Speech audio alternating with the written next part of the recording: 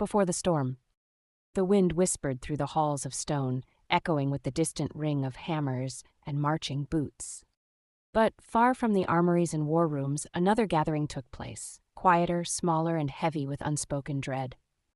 Inside the fortress chapel and corridors near the inner quarters, dozens of women had gathered. Mothers held their children close. Servants, nobles, and widows clutched prayer beads, scarves, or each other's hands. Whispers curled through the air like smoke. A young woman, pale and trembling, looked toward the stained glass windows that glowed like fire in the afternoon sun. "What about us?" she said aloud, unable to hold her fear. "What about our families, our children?" The silence that followed was sharp, heavy. Lady Marlene stepped forward.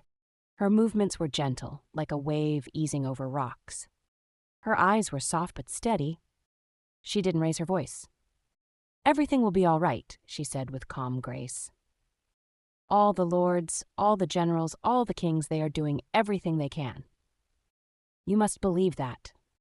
The women watched her, their fear still real, but their breath slower. Now she added, her voice lowering almost to a whisper, "What we must do is pray." Behind her, Carly stood still, her hands clasped in front of her apron. She had always smiled.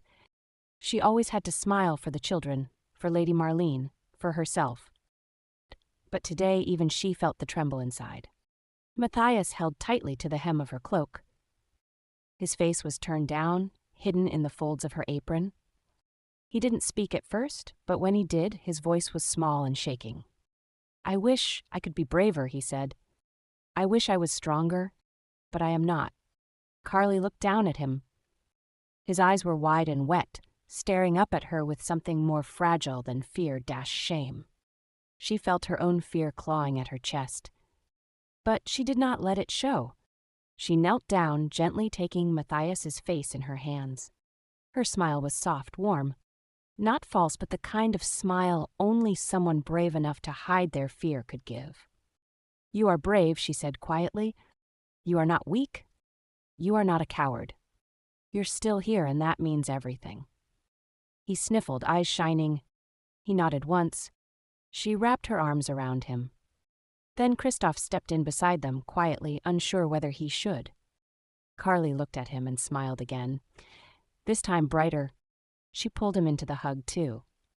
And there, on the cold floor of a stone hallway, a housemaid with soot-stained sleeves held a prince and a peasant boy as if they were her own.